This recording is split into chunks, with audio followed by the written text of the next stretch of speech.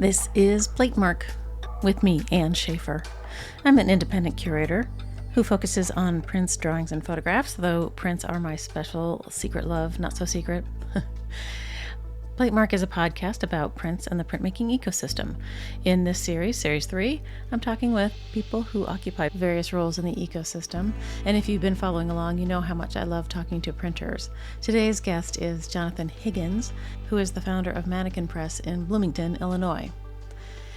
We talk about all sorts of things, including his early interest in ceramics. We talk about him and Randy Hemminghaus banding together in New York to start Galamander Press. We also talk about the founding of Manneken Press and the move to Bloomington, and we talk about favorite projects and artists that he works with, including Jill Moser, Jason Karolak, and Rupert Dees, and a bunch of other people. I hope you enjoyed as much as I did. All right, housekeeping. I identify as a cishet white woman, and I use the pronouns she, her. I record Platemark in Baltimore, Maryland, the land of the Piscataway Conoy people. Images that Jonathan and I talk about will be over in the show notes at platemarkpodcast.com. Also over there you can leave me a message, you can leave a review, and you can also hit support and donate and help me keep the lights on. I think that's it. Let's get rolling. Jonathan, it's wonderful to see you. Thank you so much for coming on Platemark. Thanks for having me. We've been talking about this for a while, so it's great. We finally got our ducks in a row, and here you are. Yeah. Can you introduce yourself for everybody? Yeah, I'm Jonathan Higgins. Well, I'm the director and owner, master printer, and pretty much everything of Manneken Press, which I started in 2000. And where are you located? Located in Bloomington, Illinois, hotbed of artistic production. Are you it? There's an art community here, and the reason we live here is because my wife, Sarah Smelser, is an art educator, and she teaches printmaking at Illinois State University. So we moved here because of her job. But interestingly, I'm not the only publishing press in this community. There's one connected to the university called Normal Editions Workshop, and they're coming up on their 50th anniversary, I think. Is that right? And they kind of fly a little bit under the radar. And their program is very much tied to the academic program at the art department. But they do some interesting things. Is Sarah the head of that? No, they're their own kind of entity. Oh, they have a director and a printer, and her students do work with the artists on their print projects. So it's very much it's kind of part of the educational curriculum. Well, that's cool. And Sarah's also an artist. She's an artist too, and sort of co-founder. I mean, she's technically the co-owner, but she's not interested in what I do. She's a teacher. Well, I mean, she's not interested in the print publishing, or this is my thing. This is my full-time job. This is what I do. When she is not teaching or during the summers, she just wants to make her own work, and so this is pretty much my domain. But I would not have been able to have done this, and got it started into where it is, without her support in various ways. So. Yes, many of us have supportive spouses, don't we? Yeah. I think about that, and also think about if I had stayed in New York City, I don't think I would have been able to have done this the way that I have been doing it, because overhead is low here. So, that's part of my strategy in starting the Manneken Press and wanting to focus on publishing and not doing contract printing. It was, keep costs low. All right. Well, so before we hit the New York part of your story, let's go back. You are from California somewhere. I'm not sure where. Where? Well, I grew up in the San Francisco Bay Area in Berkeley during the 60s and 70s. Tumultuous, interesting time there. Yeah, I became, interested in art there. I was sort of vaguely aware of Crown Point Press when I was in my teens. But yeah, there were, the Bay Area is, a great and vibrant place. And I actually grew up near the UC Berkeley campus. And we used to go to the UC Berkeley Art Museum, which has now moved to a different building, but the building there, I think it was maybe built in the late 60s or something. It's very kind of like cement, kind of brutalist structure, but they had these ramps. The entrance was sort of this pathway, and then there were these ramps that kind of angled up, and we used to skateboard on those ramps. But the entry to the museum was free, so I would go in there sometimes, and they had a room up at the top that was a permanent installation of Hans Hofmann paintings. And I used to remember just going in there and just kind of being like overwhelmed and kind of marveling and kind of being struck, but not quite understanding, But so that's sort of like, was an experience I remember there. But also there was a lot of art and craft things going on at that time. And I became really interested in ceramics and pottery. My high school had a ceramic studio, and I learned to throw the wheel, and I thought, okay, I want to be a potter. So I kind of started off with that interest. And then when I went to a school called Humboldt State University, which is in the far northwestern corner of California, really beautiful coastal redwoods, fog, kind of very Pacific Northwest sort of feeling. They had a great ceramics program, and so I started doing that. But of course, it's a university art program, so you're studying art history and all this, all the other things. And I was very interested in vessel forms, not necessarily like functional pottery, but I was serious enough about it that after my sophomore year, I withdrew from school, and I went to Japan because I was very enamored with historical Japanese ceramics. And I did a self-guided tour of pottery villages through Japan, which was very interesting and adventurous and, a lot of fun. And I traveled other places too. But when I got back, I returned to school, the following year, and my work changed. And I started doing less sort of vessel-oriented and more interested in surface decoration and imagery. So I was throwing these large platters and then kind of painting and carving and imagery. And then I decided at some point, maybe I should take a lithography class to help develop my two-dimensional imagery. So that was my entry into printmaking. Way to start with the hard stuff.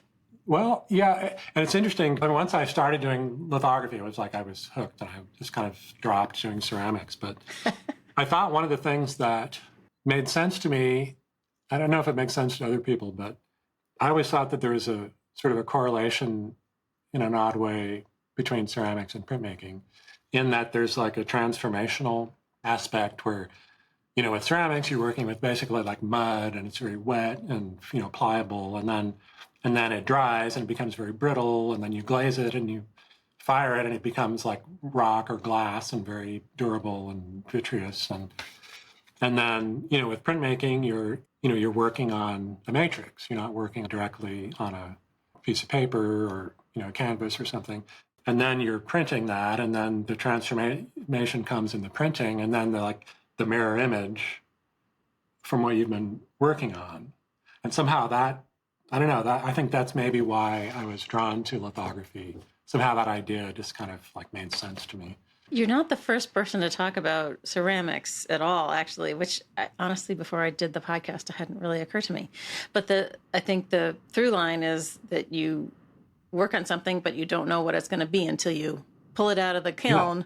Yeah. Or the process has a big part of the determining the final outcome.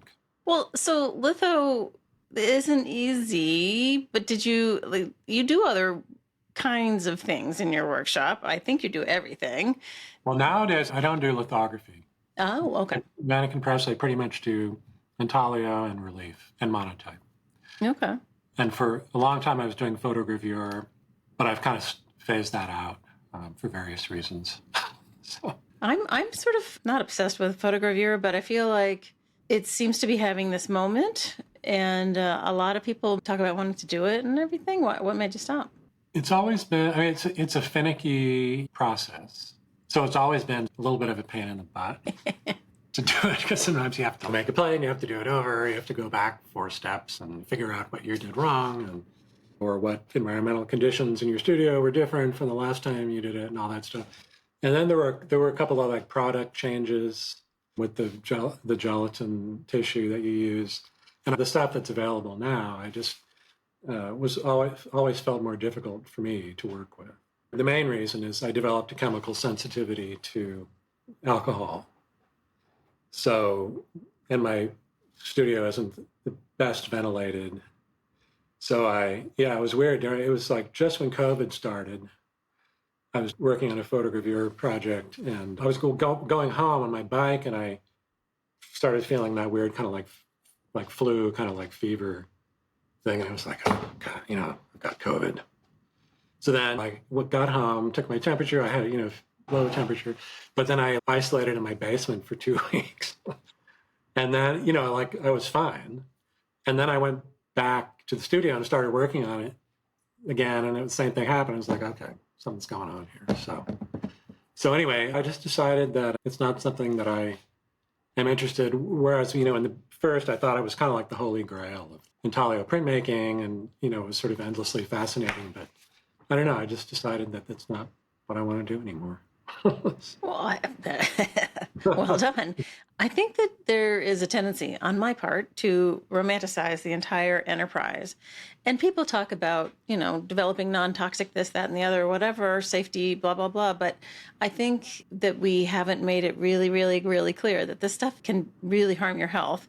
And you have to know what you're doing. And, kids don't try this at home kind of a thing. Like, it's serious.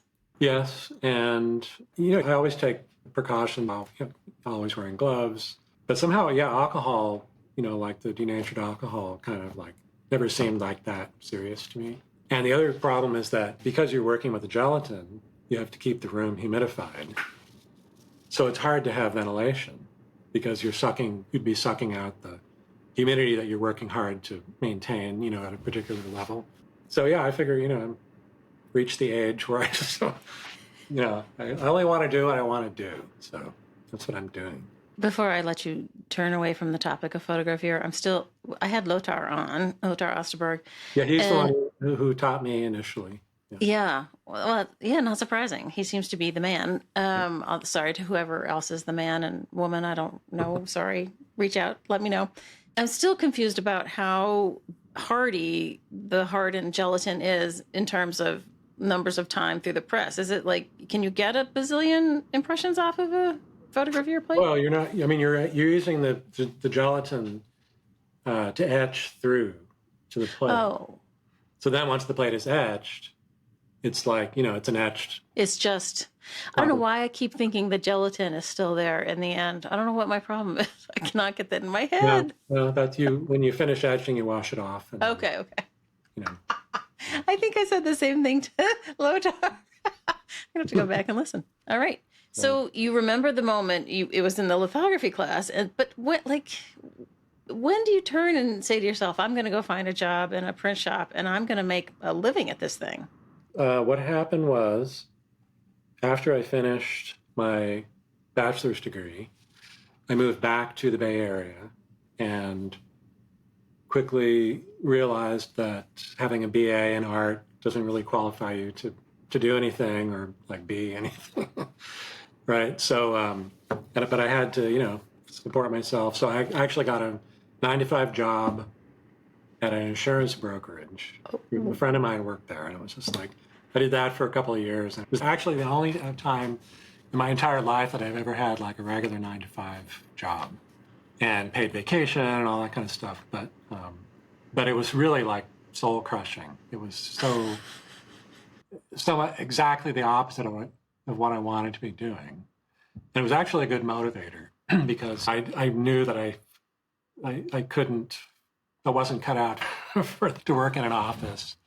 And so, I found actually very near to where I worked, there's a junior college that had a really nice print studio. And I went there, and at that time, California community colleges were very inexpensive. So you could take a class for $15 a semester. What? Yeah, it's $5 a credit.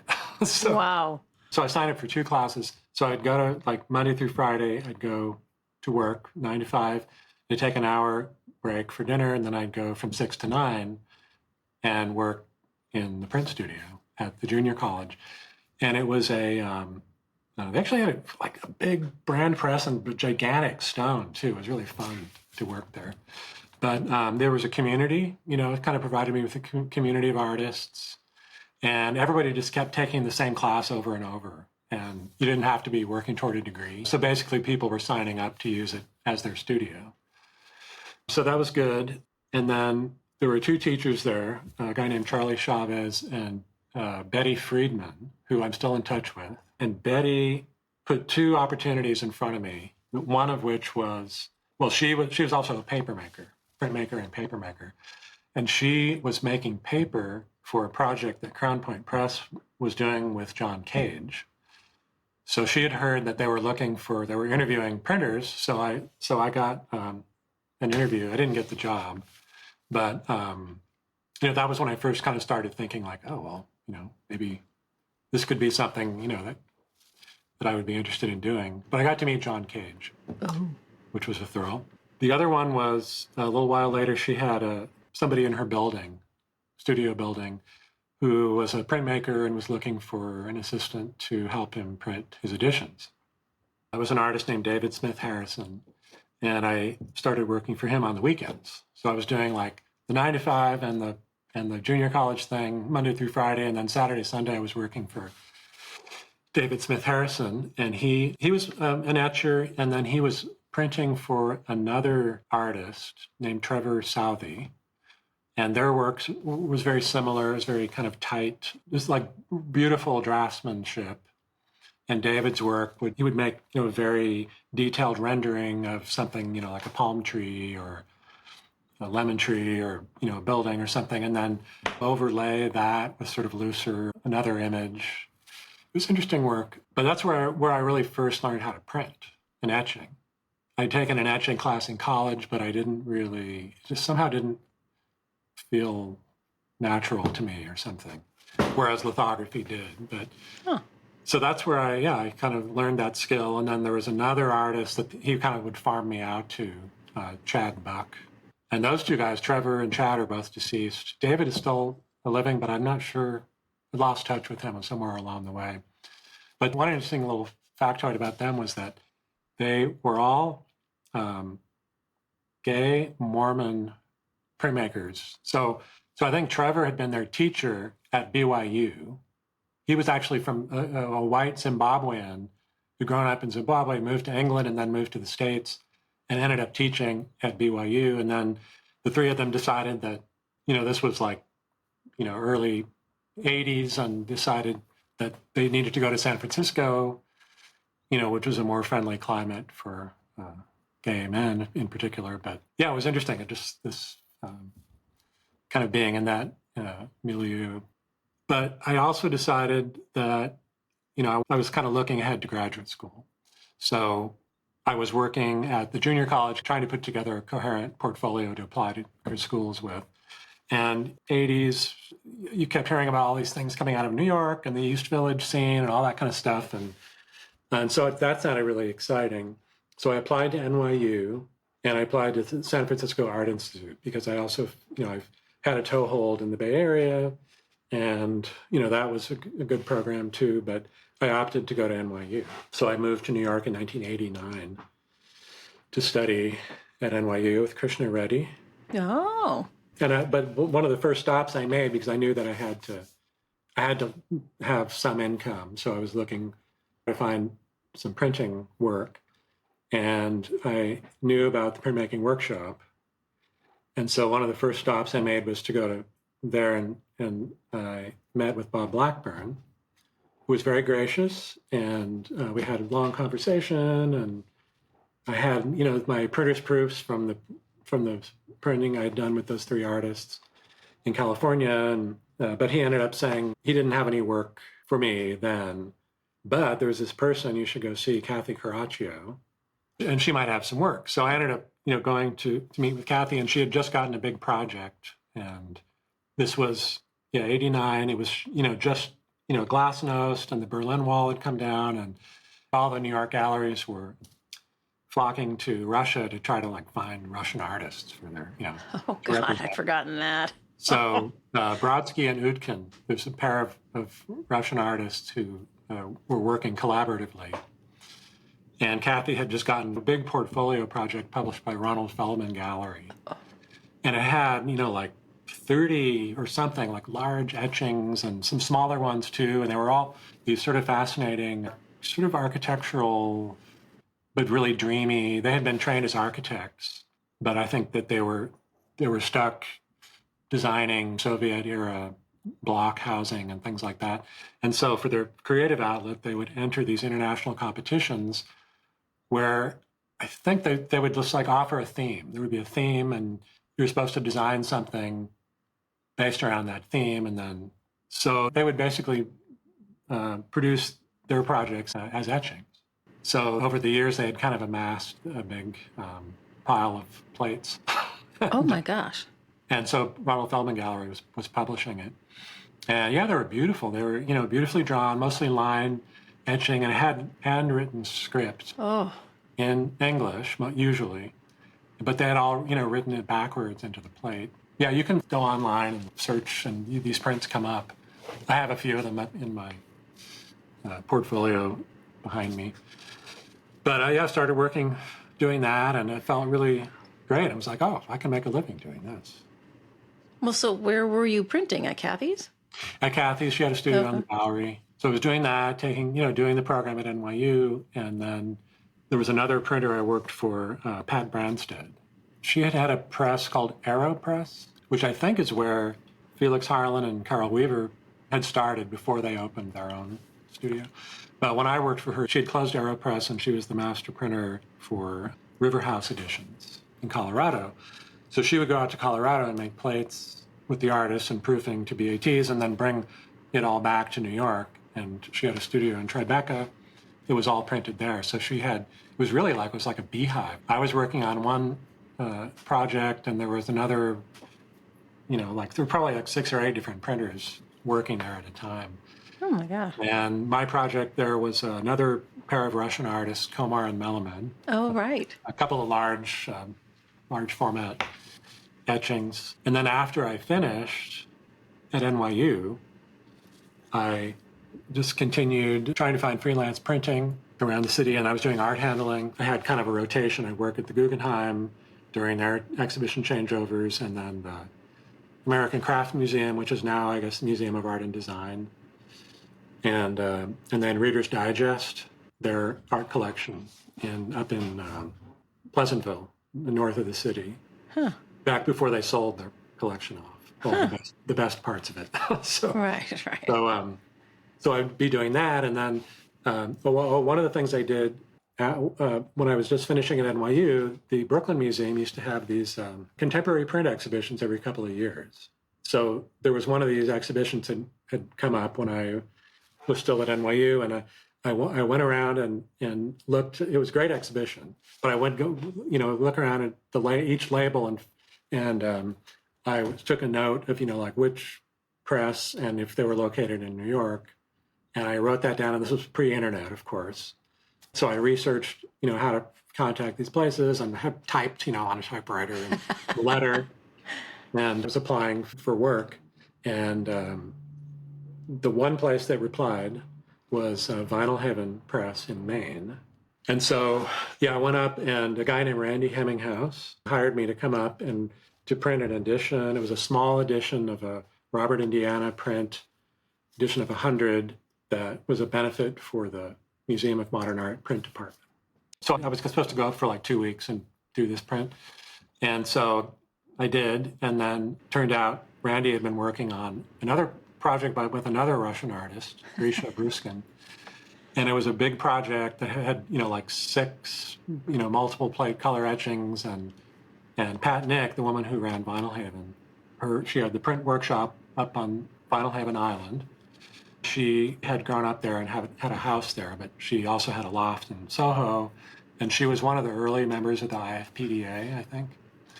And so she would, produce these prints during the summer, and then she'd bring them all down in the fall for the IFPDA fair. So Randy wasn't going to make it in time, so she asked me to stay on. And so I ended up staying like for 6 weeks that summer, helping do the rest of that printing. And Randy and I got on really well, became friends. We're both, passionate about printmaking.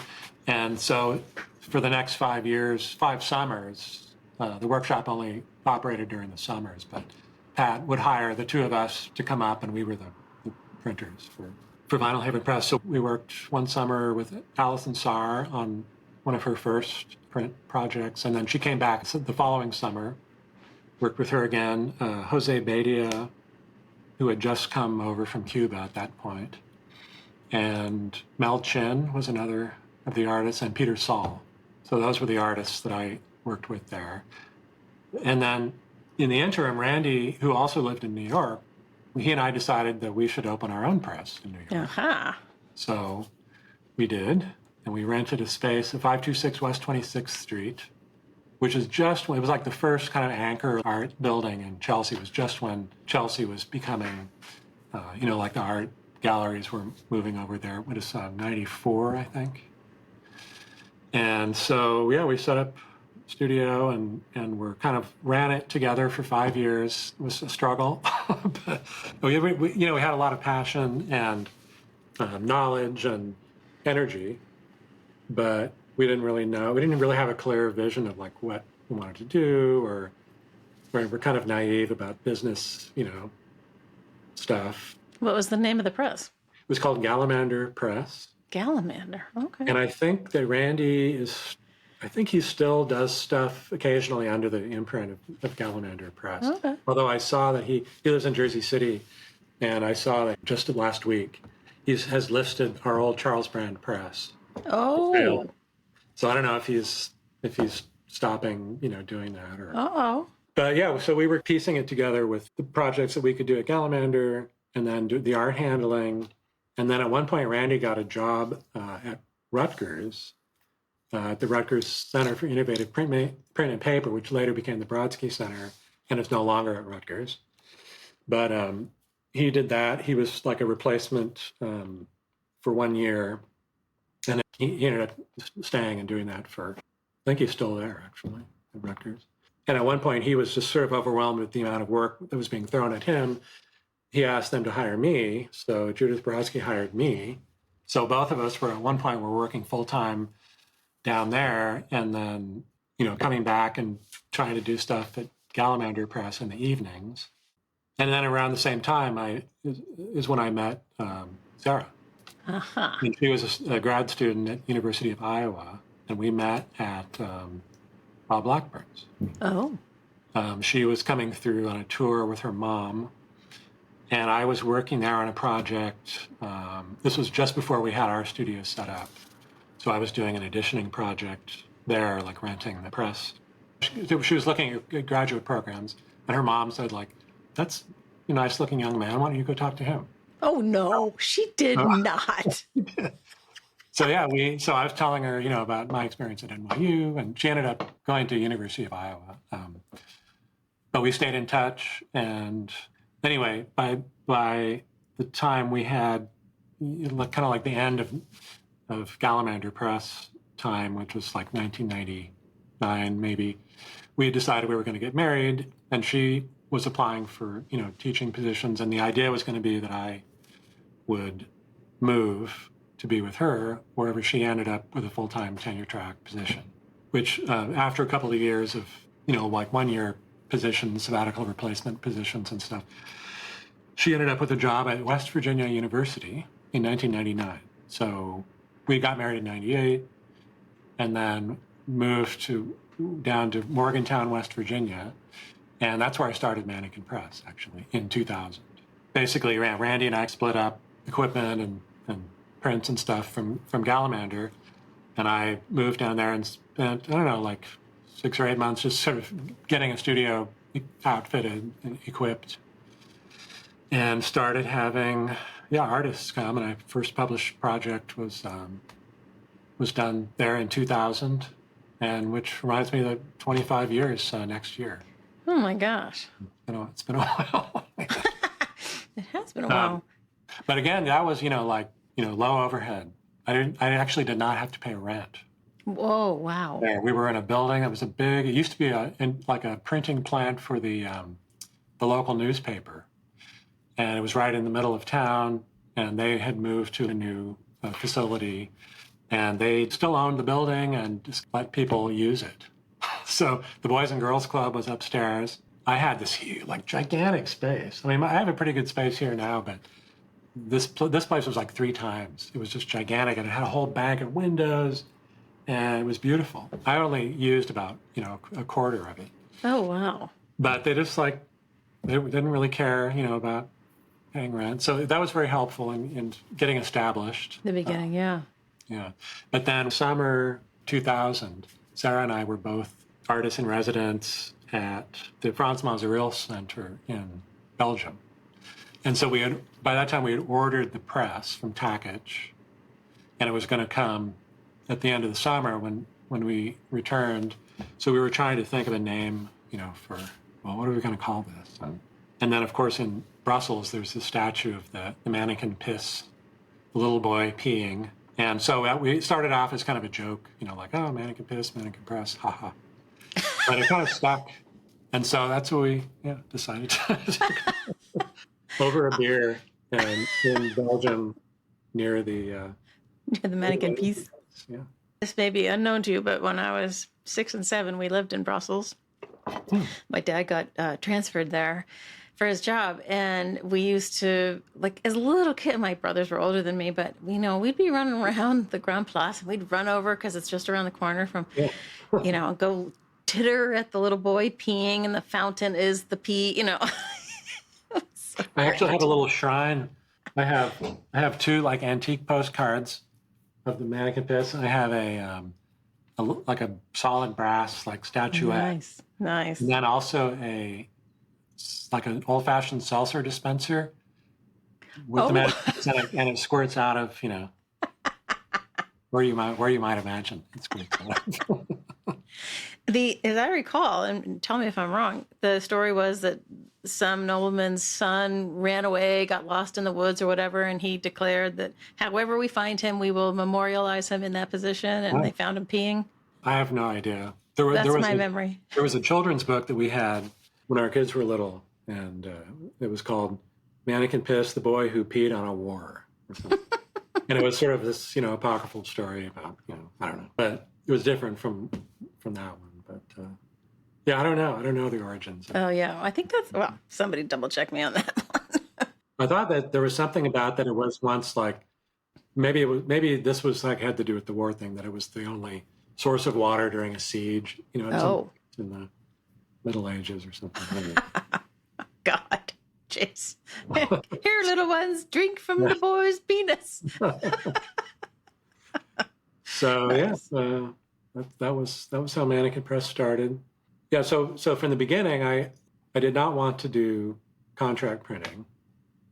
I wanted to focus on publishing and working with artists that I thought, should be making prints. And actually, part of the inspiration for that was at Galamander, we had a project. We were doing a lot of contract printing, and one of them was for a portfolio. There was these 2 women who were publishing this project. Ended up being called the 20 by 15 portfolio.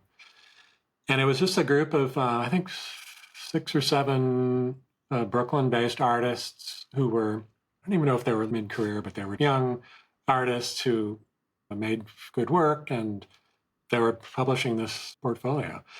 So we did a lot of, we did the most of the plate making and editioning for that project, although we were never acknowledged for our significant contributions, but that's a story for another time. At that time, it seemed like all the print publishers were doing, there was a usual suspects kind of mentality. So everybody was doing Frank Stella, Jasper Johns, Rosenquist, Rauschenberg. And, I understand that, economically, there are reasons for doing that, and other reasons too. And then for a while, everybody had to do Kiki Smith print. And not to say that there's anything wrong with that, but it just made me realize that there was a lot of room for a publisher to, be doing interesting work with, with other artists and to try to bring other artists to light. So that made me think, okay, that's going to be like my niche.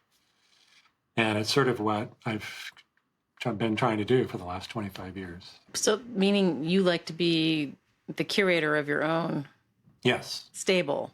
Yeah, I think of Manneken Press and this kind of project that is Manneken Press is sort of like an extended curatorial project.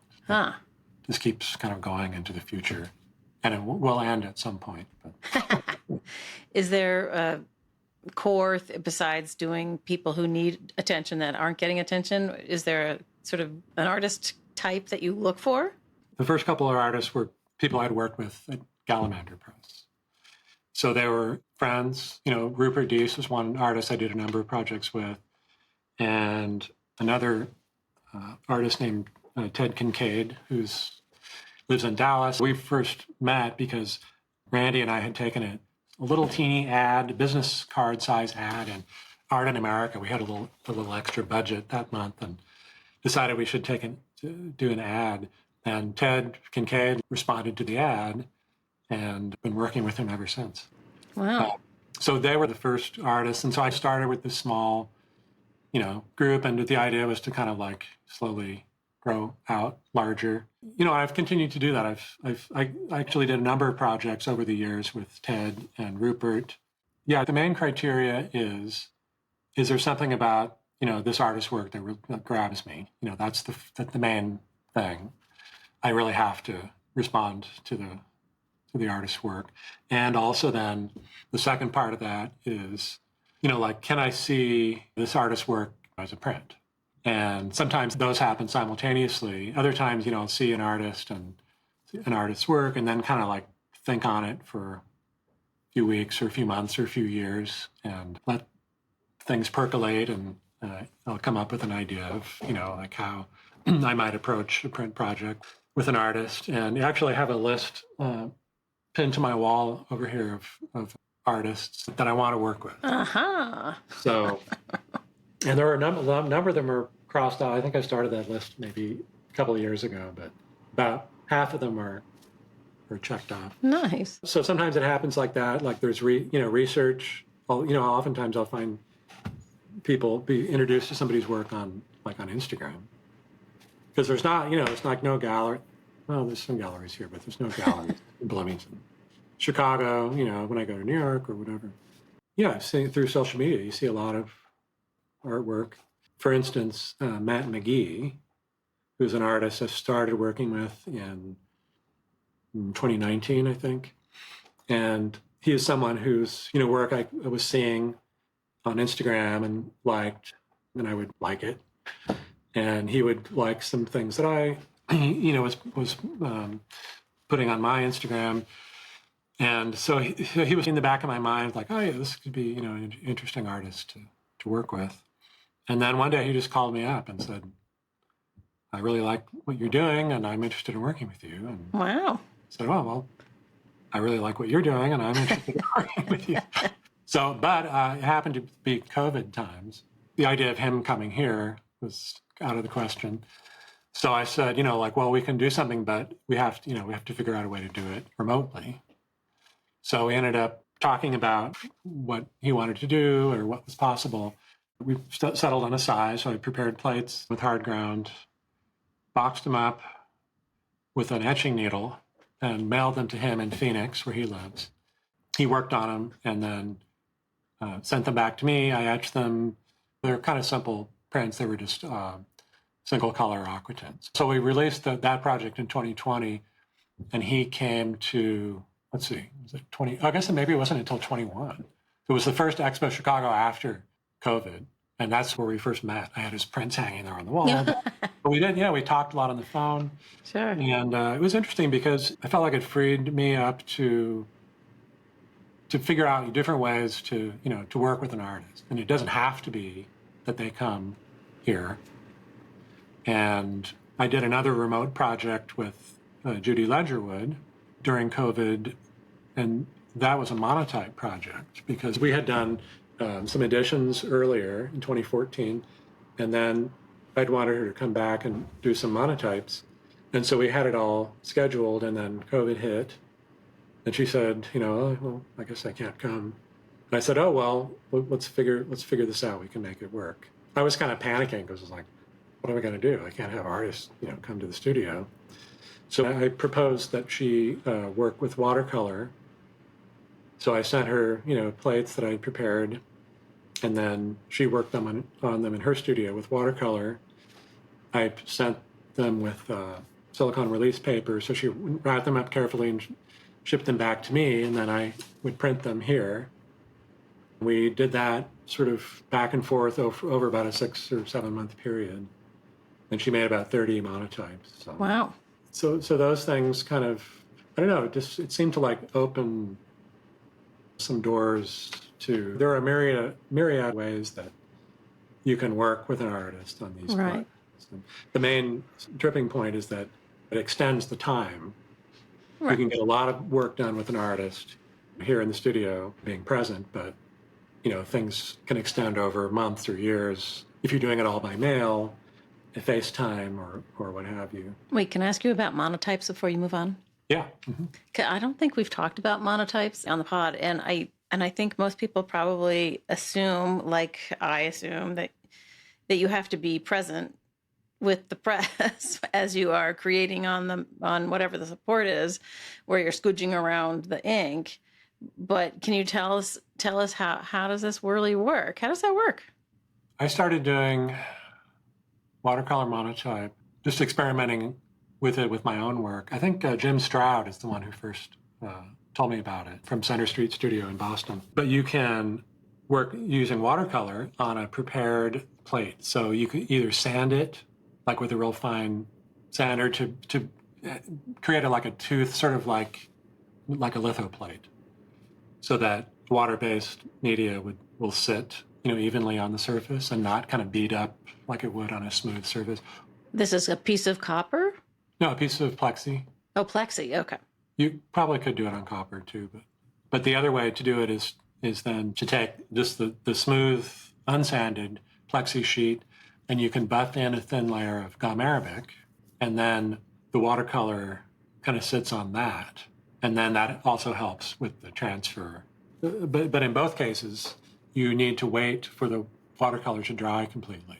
So, in my experiments here with watercolor monotype, I'd prepare the plate, I'd do, my painting with watercolor, let it sit overnight, come back the next day and use damp paper. And then the pressure of the press and the dampness of the paper will reactivate the watercolor, and it'll transfer. How wet are we talking? Well, the way Jim showed me was very, very wet. But, water was like pouring off of the press bed and stuff. But really? I came to it, then you'd run it through soaking wet with a blanket, and then the blanket, it pushes the water out, but it also, the blanket is nice and wet. Okay. And I think that's the key. Oh. So sometimes I would wet my blankets and then wet paper. So you don't want to have it too wet. It's sort of like an optimum, Of course. Thing.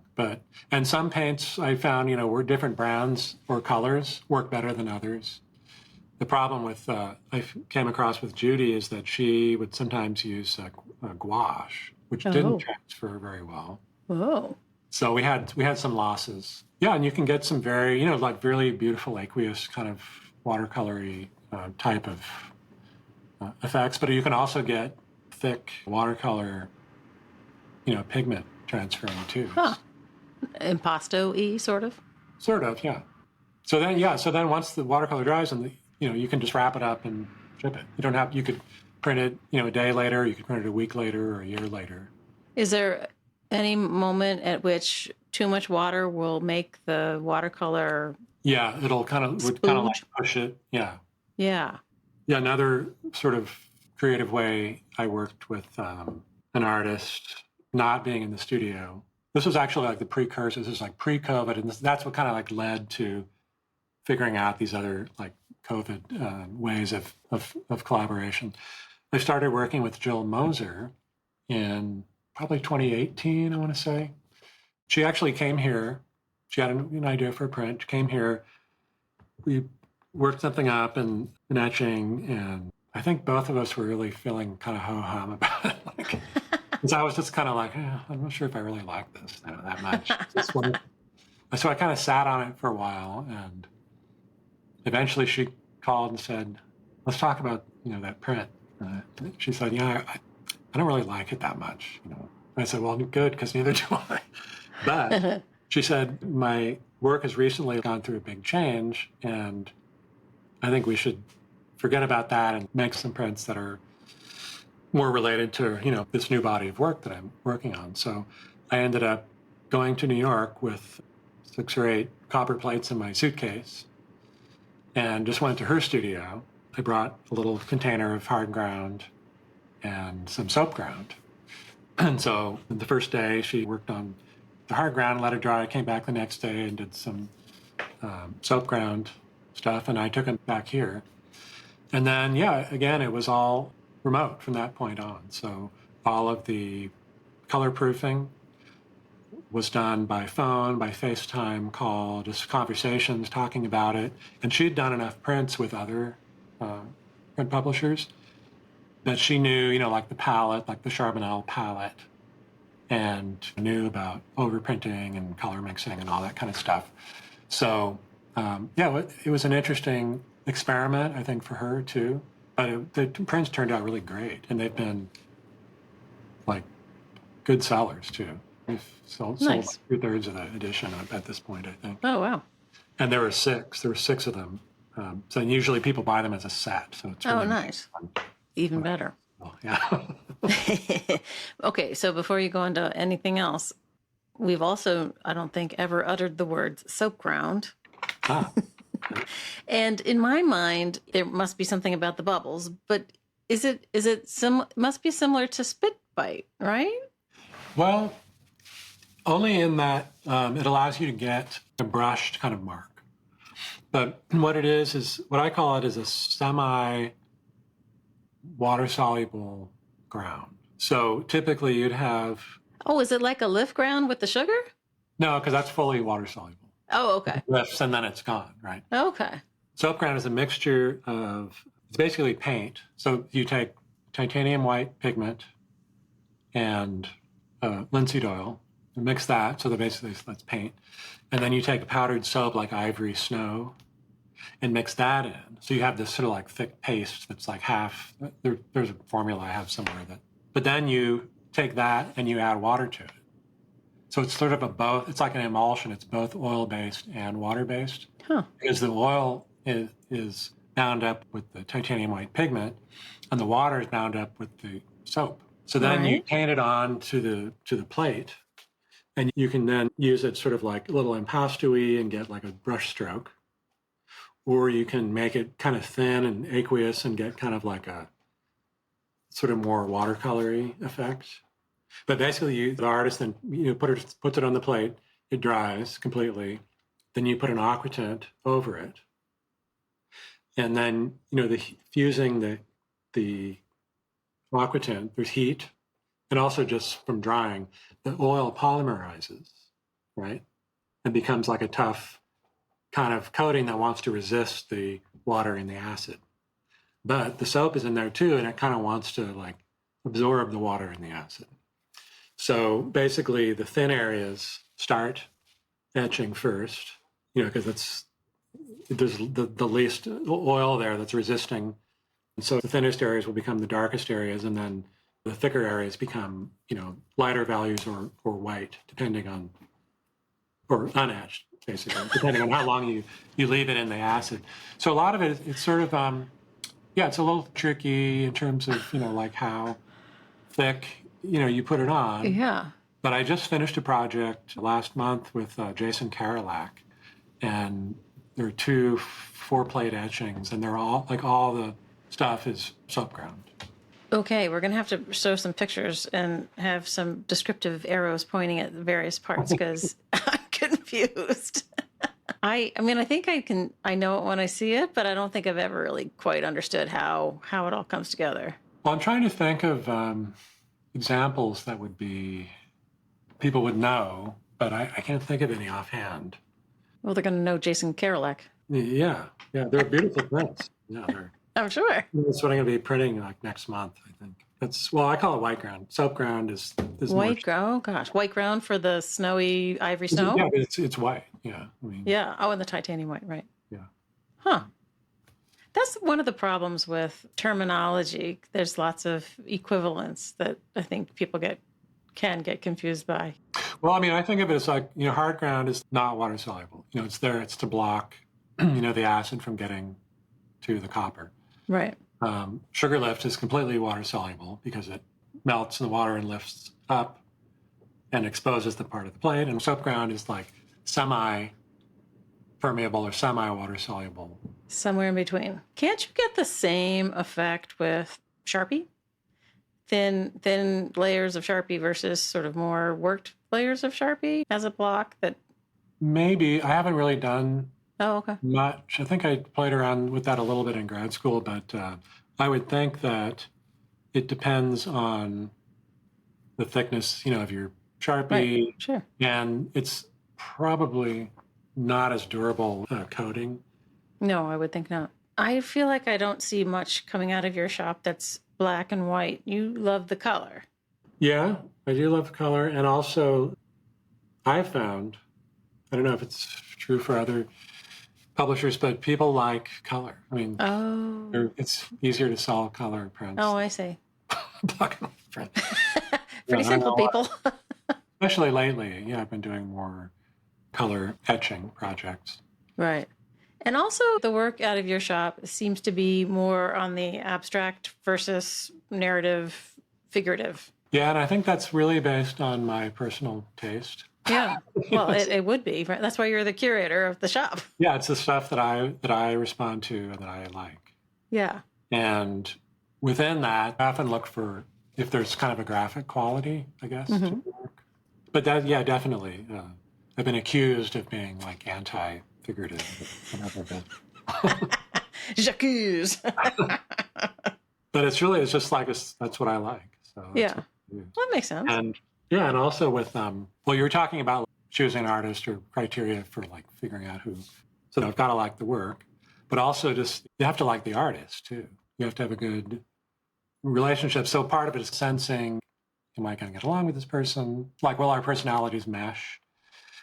Not only in a working relationship, but it's a long-term relationship. If there are editions, it can take years to go, through an edition, and it's like it's a long-term relationship. And I always put a proviso in my publishing agreements that if at some point we both agree that we want to split, we can just split the remaining prints and be done with it. We go our separate ways, but it never happened. Oh, really? You've never fired an artist? No, but I also think I have a good sense of like who I would not get along with. So I avoid those people. But no, I feel really fortunate to really like almost all of the artists that I work with, and they like me. Well, I bet even more important. And Sarah, so in your business model, how do you sell? Are you dependent on internet sales? I mean, I know you do print fairs, but where do you sell more? Well, it sort of has evolved. In the beginning, when I was working with Rupert Deese and Ted Kincaid, their galleries were supportive and wanted the prints. And so a lot of in the early years, the sales were through the artists' galleries. But that kind of started changing at some point. And I realized a lot of galleries don't want to work with like a third person. They just want to work with the artist.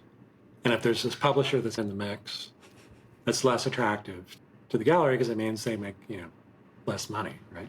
Yeah, so 2008 is when I did my first art fair, which was a trial by fire because it was December of 2008 in Miami when the economy was in free fall and it was just a complete disaster for everybody, I think, that year. But it was the very first time, and I was thinking, like, is this the way it always is, And it was an expensive fair, and I completely lost my shirt. And there have been a couple of others like that. But, yeah, so basically, art fairs, nowadays I try to do three. 3 a year is manageable. Sometimes, could throw a fourth one in.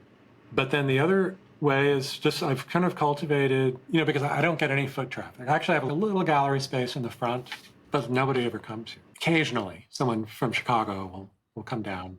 Most of the other artwork that's being sold in the galleries here, like in the community galleries, nothing's more than $200 or something. Rarely, So it's sort of like I'm not part of that, market. So I have to reach outside the community. And, thankfully, the internet makes that kind of easy.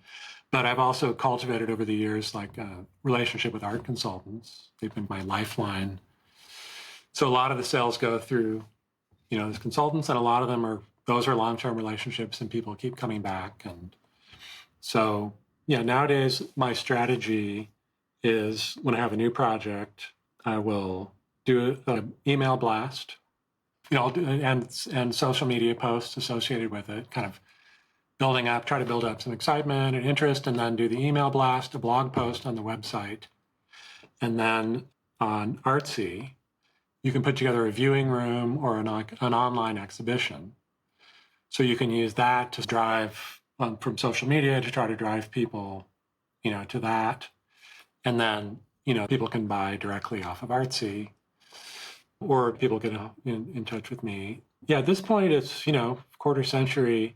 I've been around long enough that, I think people know, who I am and what I do. So in some ways, I don't have to work that hard for it. But, the art fairs are hard. They're expensive, they're grueling, they're, very tiring. But I'm also happy that in the last few years, it took a long time to sort of navigate, like the whole art fair scene and figure out, like, what are the good art fairs? Like, what makes an art fair a good art fair? And, what makes one not so good? And, a lot of it was just trial and error and figuring out where I was supposed to be. Which is different for everybody, because, the audience... I have one person who came to Baltimore and said, I did so much better in Chicago. That's really clearly where my people are, which is fine, but just it's amazing how different regions of the country can shift what they're interested in and looking at. But it's funny because, like the West Coast, they have Crown Point Press, they have Paulson Press, they've got Gemini and, the places in LA. And so there's kind of like big print culture there, but there's print fairs there. I actually did one print fair a few years ago there that was just like really, I won't say that name, but it was just not good at all for me. And so like the infrastructure for print-friendly art fairs, I'll say that, is sort of lacking, and at least in my estimation, on the West Coast. The Seattle Art Fair is kind of a big deal, and then there's some art fairs in San Francisco. But what I look for, Expo Chicago has been really good for me. It's a massive art fair. So within that fair, they have different sections. And one of them is a section called Edition. And it's for, prints, works on paper, and editions of various kinds. And the pricing for those booths is very competitive, very good. And so you're able to be in a subset of, like printmaking is kind of like a subgenre of the greater art world, and be next door to a booth that's selling paintings, and they're paying like $20,000 for their booth, and the booths for the edition section, they take into account that the price point of what you're selling, it's got to make sense to what you're paying for the booth. So I feel like I've cultivated a nice following in Chicago, and they've kept it going. I'm hoping now that Frieze has taken over Expo that they'll keep the model the same, because I think it works really well. Yeah, and then the other recent thing for me is the IFPDA fair. So I was an invited exhibitor for the one this year in February, and now I'm in the process of becoming a member, and not quite there yet.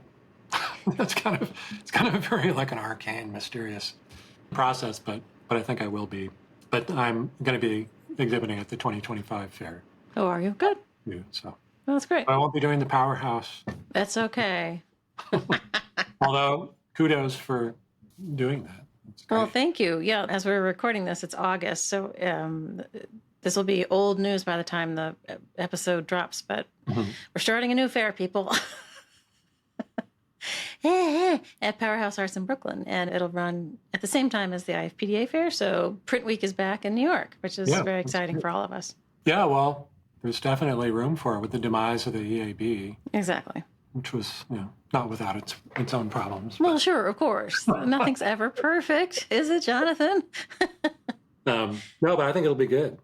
Yeah, I think it'll be good too. People have never stopped talking about how there's a huge void because EAB shuttered. For people who don't know, EAB stands for Editions and Artists Books. It was a sister fair to, not sister as in real sister, but went on at the same time as the IFPDA fair, and it was for smaller, more emerging. And all contemporary. Yeah, and all contemporary. The IFPDA was, historical. That's true. Contemporary. Yeah, all contemporary. So we're trying to fill that void. So. Yeah. Well, the IFPDA fair this year, it was a thrill. It was the first time that they had gone back to the Armory. Right. It was mobbed. Totally mobbed. I couldn't believe mobbed. People were saying they were waiting outside for like 2 hours. I waited in the line to get in. Yeah, and it was, just like the excitement for it. The fair itself looked fantastic. The space is a great space. And they really know how to do it. Like they hired a PR team and they got full-page article, not an ad, but an article in the New York Times for the fair. And it was really a great event. So I felt very fortunate to be there. And it also kind of felt like full circle somewhat because when I was first working for Manneken Press, we would go, we'd work on the prints all summer and then we'd bring them down to New York and we'd get them framed and then we'd help her set up the booth at the Armory, at the IFPDA fair, which would always happen in like September or something. And I remember like going around and just like, I could get in free because I was an installer. I had a badge, and so we'd just spend, like every day go up and really just carefully check everything out. And right. So it felt good to be like on the other end of that. So. No, it was great to be back at the Armory. I mean, I didn't mind the Javits Center. The Armory's worth it for sure. Everybody seems very much happier. Yeah, and just the excitement that it generated too was palpable. So. Yeah. Of being back in their ancestral home. Right. Yeah. So for listeners who have never made a trip to New York for the fairs, you need to do it. And in 2025, the two fairs that we are discussing will occur March 27th to 30th. And make your hotel reservations now. And then I'm doing Ink Miami in December. Oh, are you? Good. So that's the next thing coming up. Yeah, so Ink is a subset of IFPDA vendor, exhibitor people, and tell them about where the setup is. I assume it's in the same place. Yeah, it's in the Suites of Dorchester. Yes. So it's on Collins Avenue in Miami Beach, right near the Convention Center and Art Basel and all that. Yeah, I'm hoping this will be the third time it'll be a charm. I've done two other fairs in Miami. One was the first time in 2008. I did the Aqua Fair. Oh, okay. And then if that was a disaster, a few years after that, I did another one that was also a total disaster. But it's a hotel fair. So each exhibitor has a suite. And it's a nice hotel. I've been there. I've been to the fair there. Yeah, it seems very well curated.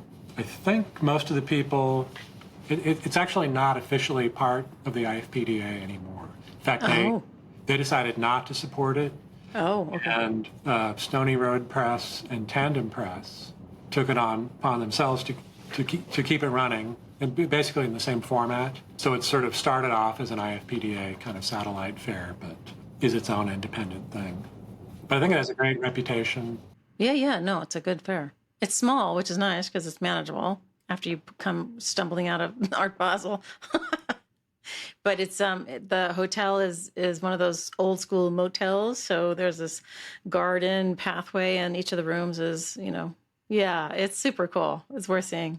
All right. Well, is there anything we haven't talked about that we should? What's your most recent edition?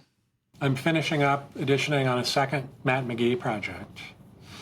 So it's 3 more color aquatints.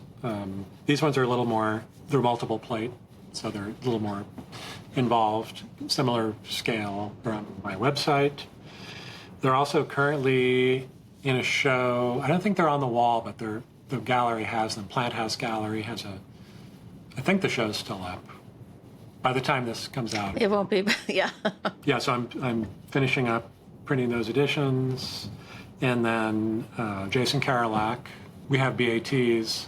And then as soon as he left here, he had gotten an Albers Foundation grant and was going to the Albers Foundation studio residence in Senegal. Nice. So he's still there. So wow. I got the final BATs, and he's returning in about a week, I think, and mail them to him. And if those are kosher, then I'll launch into editioning those. And I'm trying to get one more project in before the end of the year. So okay. I have an invitation out to an artist that I haven't heard back from yet, and I have another standby artist. I'm hoping. So if that works out, that'll be okay. But okay. Yeah. So those are those are the new things. And then I'm hoping great. Next year to do an edition instead of just monotypes with Anna Kunz. Okay. I've done 2 monotype projects with her. That's cool. Yeah. Yeah. Life is rolling along here at Manneken Press. Yeah, it's funny. I was just thinking about the conversation we were going to be having over the last few days, and it struck me that I was just kind of thinking back to the timeline to try to have like a coherence, to everything. And it kind of struck me that I kind of feel like I'm only hitting my stride like right now. Oh, wow. And part of it, I think, was the first few years just getting the thing up and running, and then we started our family, so it's like having 3 kids over the course of 6 years, and being a parent, and it was slow. The first decade was like, it took a long time until my youngest got into all-day school, that I was really full-time focused on just this. And then somehow the last few years, like post-COVID, I feel like oh, nice. Things are going good and firing on all cylinders. And nice. Wow. Well, welcome to the big time, I guess. Such as it is.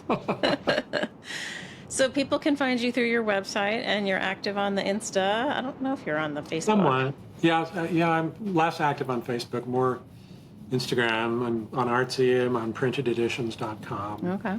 Yeah, I have a blog on my website that's just talking about things that are happening here, or exhibitions that my artists are having, or yeah. And I assume there's a place you can sign up for a newsletter or email blast thing. Yes, to get the email blast. Yeah. And notifications of new blog posts. Yeah. Right. Yeah, I like the online print fairs. I think they're fun. Yeah, and for somebody like me, who I don't have foot traffic, I don't have a brick and mortar gallery, really. The online art fairs, I haven't found have been so helpful, but things like Artsy and Printed Editions and First Dibs, they're another venue for people to see the work and discover, what you do and the artists that you work with. Very cool. All right. Well, it's been wonderful talking to you, Jonathan. I haven't seen you in a bit, and glad to hear that everything is going so well. Thank you. I'm glad it's going well, too. Yes, exactly. Thank you for listening to this episode of Platemark with my guest, Jonathan Higgins. I always have fun talking to printers, and Jonathan was no different. I hope you enjoyed it as much as I did. And, of course, a thank you to Jonathan for being a great guest. Thank yous also, as always, have to go to Dan Fury of Extension Audio for being my sound guy. Thank you, Dan. And to Michael Diamond for letting us use his original music. Thank you, Uncle Michael. Also, a thank you to Skip Barnhart and Lee Turner for sending me studio sounds that I put together as the soundscape at the top and bottom of the episode. I want you all to remember to put on your calendar the Brooklyn Fine Art Print Fair, March 27 to 30 in 2025. It is part of New York Print Week. The IFPDA Print Fair will be running concurrently at the Armory on 67th and Park. You should make plans to be in New York for that Thursday through Sunday and make time to see both fairs. The print fair website for Brooklyn, which I am helping Luther Davis organize, is brooklynprintfair.org. It is being held at Powerhouse Arts in Gowanus. It's an incredible facility that holds the mission of helping artists make art. It's a fabrication center, and it has 2 print shops in it. Powerhouse Arts Print Shop, headed up by Luther Davis, and also Manneken Graphics just moved into the building. So Lisa Archigian is doing a great job of recreating the community spirit of the Manneken Graphics Art Center in Gowanus. So they've changed their name to MGC because the Manhattan thing is sort of confusing. In any case, both of those shops will be participating in the Brooklyn Fine Art Print Fair. You will see them together in a big booth. And, please make a plan to come on by. It's going to be awesome. As I said at the top, images that Jonathan and I talk about are over in the show notes at platemarkpodcast.com, and there's also a lot of other stuff over there, so go check it out. Leave me a review. It helps people find us. All right, we will see you next time.